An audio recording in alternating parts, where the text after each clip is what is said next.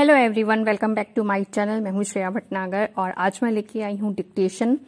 अगले 5 सेकंड में मैं डिक्टेशन स्टार्ट कर दूंगी, तो आप लोग रेडी रहिएगा।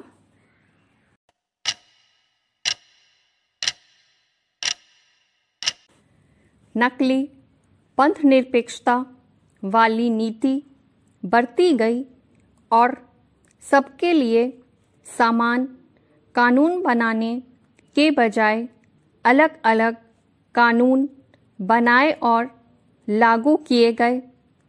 आज यद्यपि वैश्वीकरण और आर्थिक उदारीकरण के कारण भारत की अर्थव्यवस्था तेजी से विकास कर रही है और भारत का नाम दुनिया के अग्रणी देशों में गिना जाने लगा है, लेकिन इससे होने वाला आर्थिक लाभ निचले और पिछले वर्गों तक नहीं पहुंच रहा। जब हम भारत के पड़ोसी देशों पर नजर दौड़ाते हैं तो स्थिति और भी अशांत करती है। वह पाकिस्तान हो या श्रीलंका, अफगानिस्तान, म्यांमार अथवा बांग्लादेश, सब में किसी न किसी प्रकार की अशांति और उथल-पुथल दिखाई देती है। इससे भारत अछूता नहीं रह सकता। अगर कोई देश स्वयं अशांत और आतंकवाद का शिकार होने पर भी पड़ोसी देश को शांत न रहने देने की नीति अपनाए, उसकी उन्नति से ईर्ष्या करे और आतंकवाद का दूसरे देशों को निर्यात करने लगे, तो वही होता है जो भारत में हो रहा है। आज आतंकवाद का मक्कड़ जाल पूरी दुनिया में फैल चुका है। इस अंतर्राष्ट्रीय आतंकवाद से बहुत पहले भारत में उसके पड़ोसी देशों द्वारा प्रायोजित आतंकवाद ने जड़ें जमा ली थी।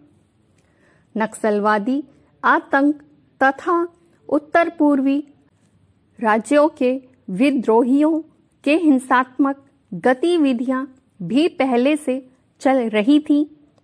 यही नहीं, भारत में जिस तरह से सांप्रदायिक दंगे हो जाते हैं और माफिया गिरोहों तथा राजनीतिज्ञों द्वारा हिंसा कराई या उकसाई जाती है, उसका भी भारत की अशांति और खून खराबे में काफी बड़ा योगदान है।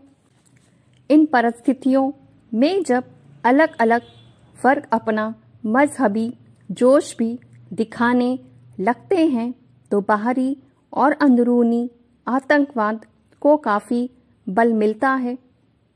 कहा जा सकता है कि आज पाकिस्तान भी आतंकवाद का उतना ही शिकार है जितना भारत है, लेकिन पाकिस्तान इससे इनकार नहीं कर सकता कि उसके द्वारा प्रशिक्षित और उसके दिए हुए हथियारों को लेकर आज भी उसकी ओर से आतंकवादी भारत में आते रहते हैं। एक ओर अगर भारत पर बाहर से आने वाले आतंकवादी हमले करते हैं, तो दूसरी ओर इन हमलों के लिए बहुत हद तक भारत की कमजोर गुप्तचर व्यवस्था, अल्परक्षित अंतर्राष्ट्रीय सीमाएं और भ्रष्ट राजनीति भी जिम्मेदार है।